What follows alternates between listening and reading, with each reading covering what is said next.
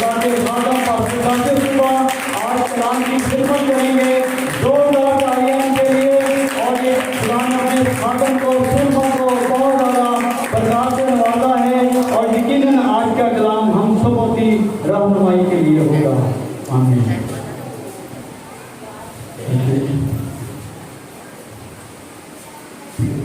Hallelujah hallelujah hallelujah hallelujah hallelujah. खुदा यीशु के कदूस मुकद्दस जिंदगी बख्श और लाजवाब खूबियों से भरे जिंदा नाम के लिए जोरदार तालियां बजाएं।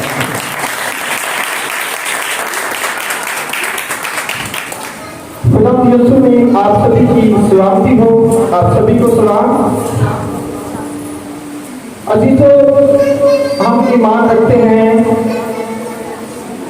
खुदा का जिंदा कलाम हमारी जिंदगी के हर पहलू के मतलब हमें रहनुमाई देता है।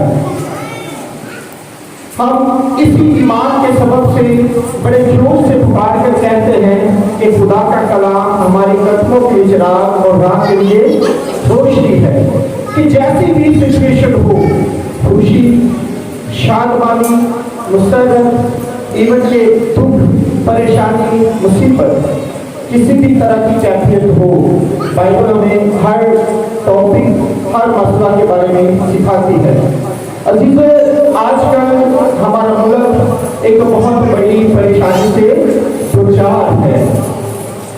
मुल्क का तकरीबन 50% से जो ज्यादा रकबा है इस वक्त सैलाब से मुतासिर है। पानी जो जिंदगी की अलामत है इस वक्त खौफ, दहशत और मौत की अलामत बना हुआ है। पानी की वजह से इंसान, हैवान, परिंद, चिड़िंद हर भी परेशान है। फसलें बर्बाद हो चुकी है, घर टूट चुके हैं। जिंदगी का पहिया जो रवा दवा था एकदम रुक चुका है। कारोबारी जिंदगी मुअत्तल हो चुका है। इंसान को अपना वजूद खतरे में दिखाई दे रहा है। और ऐसे में जब पानी का जोर थोड़ा सा रुका है तो इंसान के लिए सबसे बड़ी जो फिक्र है वो है खुराक की। इंसान एक बूंद साफ पानी, गंदा पानी, बारिश का पानी तो बहुत है, लेकिन साफ पानी, पीने के लायक पानी एक बूंद के लिए भी तरस रहे हैं।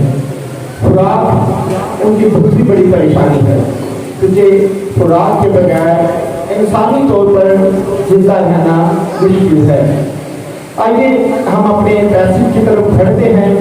इसी को मैंने आज अपना उन्वान बनाया, हमारी खुराक की फिक्र। क्या उन्वान है जी? ये एक ऐसी फिक्र है कि सैलाब ना भी हो, हमारे मुल्क का 50-60% हिस्सा सैलाब से पहुंचा ना भी हो, तो ये फिक्र इंसान को शुरू से खाए रहती है। और खुराक की फिक्र का मतलब सिर्फ रोटी नहीं है, हमारी बाकी जरूरियातें जिंदगी हैं वो भी खुराक ही में समाई हुई हैं। हम अक्सर अगर किसी से अपनी जरूरत का हाल बयान करते हैं तो कहता है कि बच्चों की रोटी के लिए काम कर रहा हूँ, ताकि बच्चों के लिए बाइज्जत तरीके से रोटी कमा सकूं। क्या बस रोटी कमाते हैं? और अगर किसी का रोजगार कोई छीन देता है, कोई उसको नुकसान पहुंचा देता है, तो वो अगर उसे बददुआ दे तो बददुआ देते हुए उसको कहता है तू मेरे बच्चा ने मुझसे रोटी खोई, तू अच्छा नहीं किया मेरा, यदि मेरा कारोबार छीना है, मेरे बच्चों के मुंह से नवाजा छीना है, तो क्या तो रोटी छीनी है? बल्कि इसके साथ साथ दीगर जो बातें हैं वो भी उसे छीन जाती हैं। आजकल पाकिस्तान में महंगाई जोरों पर है, बिजली के बिल हो इंसान को परेशान किए हुए हैं। आटा, चीनी, दालें, चावल और दीगर जरूरियात जिंदगी बहुत महंगी हुई पड़ी है। लेकिन ऐसे में हालात जो मर्जी हो, पैगाम एक ही है, मुसाइब जैसे भी हो, हल सिर्फ एक है और वो है खुदा का जिंदा कलाम। हालेलुया। आइए इस हल को हम तलाश करने जा रहे हैं, हल करने जा रहे हैं, इसके लिए जोरदार तालियां ایک شہرہ افیکٹ پیسج ہے، مثال نکالیے گا متی کی انجیل باب نمبر 6 اس کی آیت نمبر 25 سے ہم خدا کے کلام کا مطالعہ کریں گے، 25 تا 34۔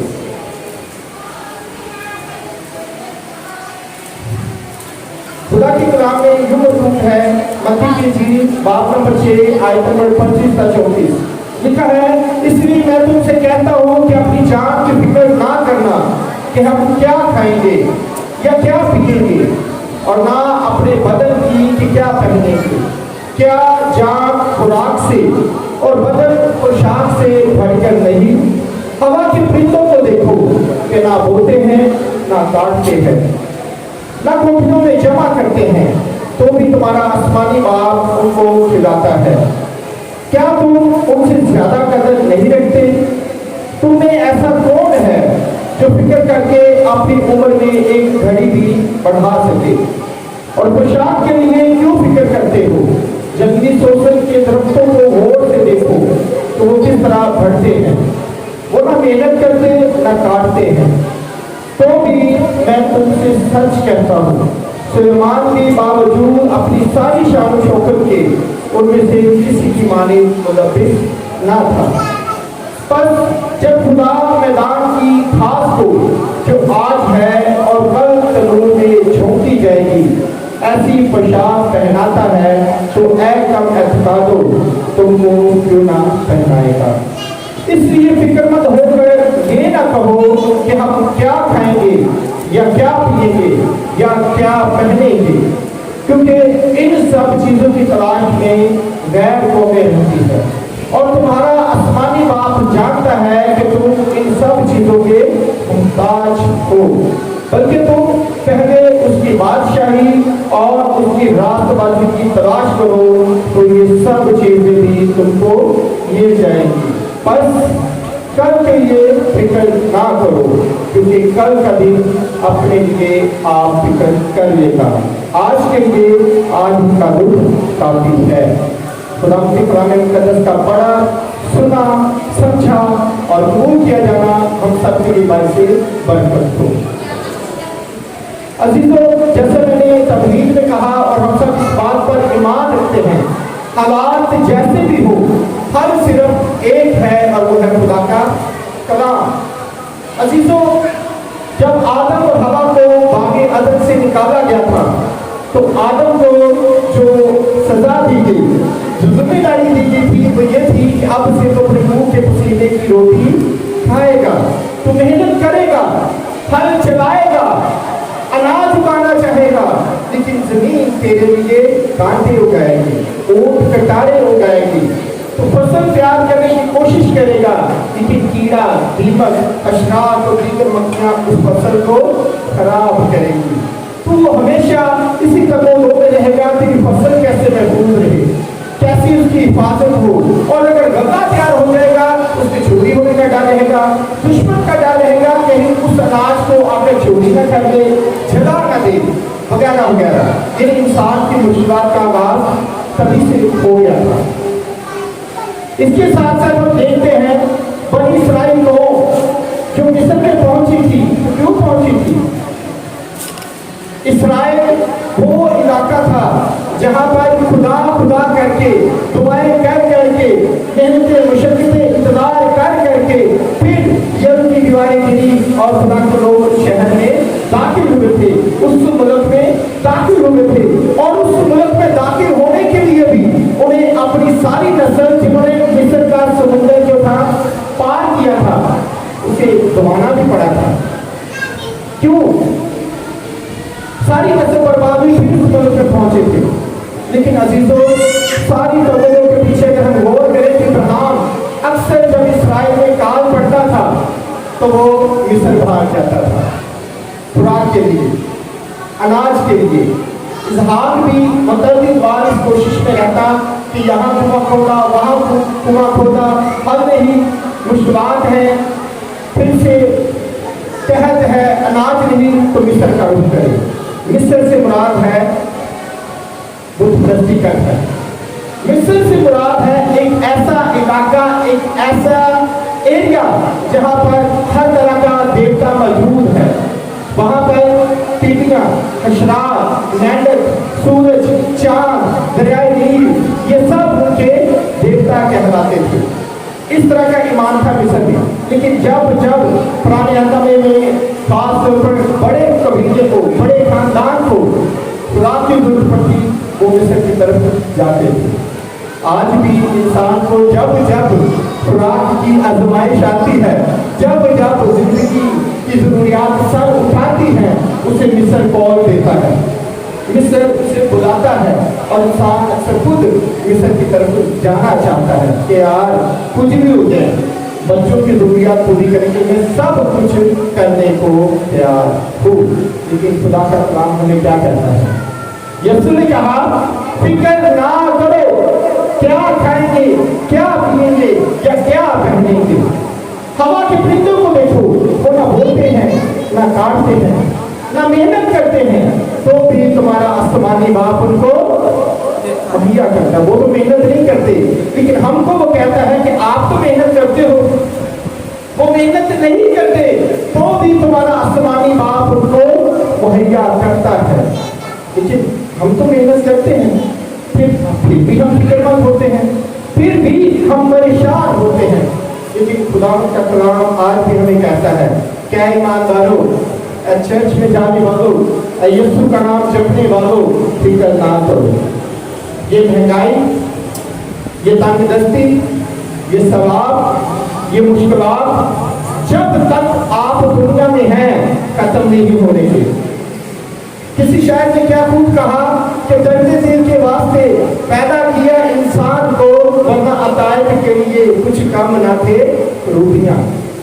जो क्रूपी हैं वो हर वक्त खुदा की तारीफ करते हैं, वो हर वक्त कहते रहते हैं कुदूस कुदूस। सरफी 6 परों वाले फरिश्ते 2 पर उठाए, 2 परों से मुंह छुपाए और 2 परों के सहारे खड़े रहकर हर वक्त ये पुकारते हैं कि खुदावंद पाक है।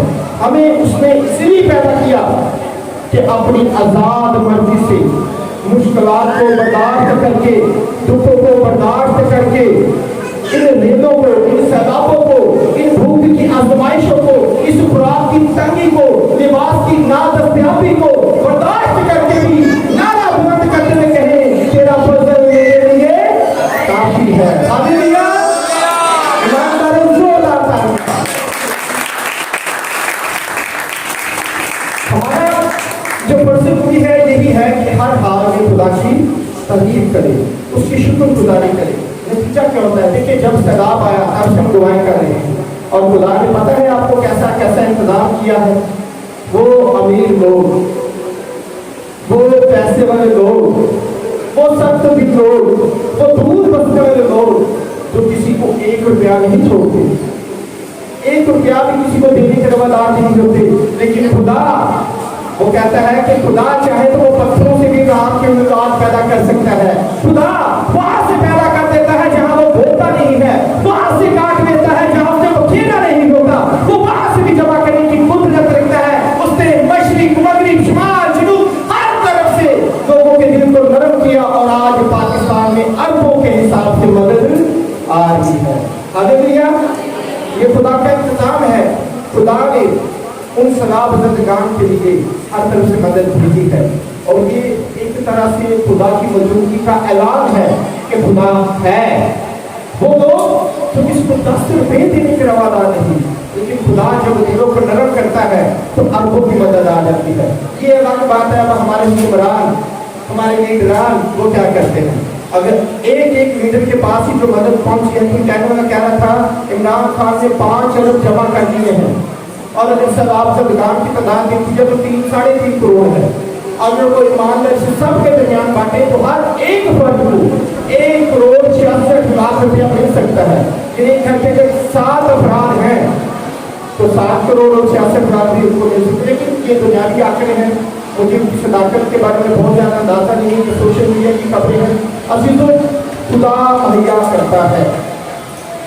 हम अबाउ विवाद की बातों से उनकी इनकम 10 रुपये 5 रुपये हुआ करती थी और उस दौर में भी वो रोया करते थे महंगाई का रोना।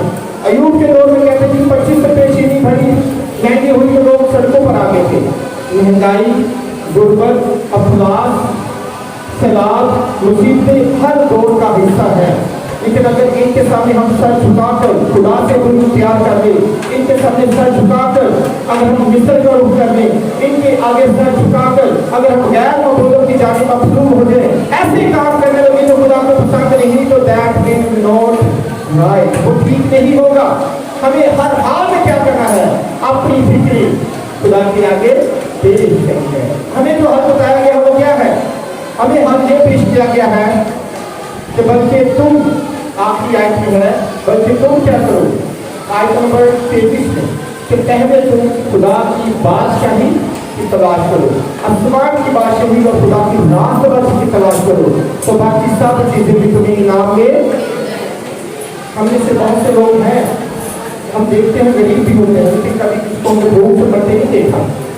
किसी ना किसी तरीके से खुदा उनको खुराक मुहैया करता है, लिबास भी मुहैया करता है। हम दुनिया में बड़े बड़े गरीब लोग देखते हैं, लेकिन हमने किसी को कभी नंगे घूमते नहीं देखा। ये खुदा का इंतजाम है। जब खुदा हवा के परिंदों को मुहैया करता है तो आपको भी जरूर मुहैया करेगा। जो इस बात की है कि हम अपनी जो रूहानी लाइफ है इसे खराब मत करें, इसे हमेशा खुदा के साथ वाबस्ता रखें, उसकी शुक्रगुजारी करें और मेहनत पर छोड़ें। क्योंकि हवा के परिंदों को देखो, वह न बोलते हैं, न काटते हैं, न मेहनत करते हैं, तो भी खुदा आपको मुहैया करता है। लेकिन आप तो मेहनत करते हैं, बस मेहनत जारी रखें, खुदा किसी की मेहनत नहीं रखता, वो अपने फजल से यकीनन हमेशा आपको मुहैया करता रहेगा। आमीन।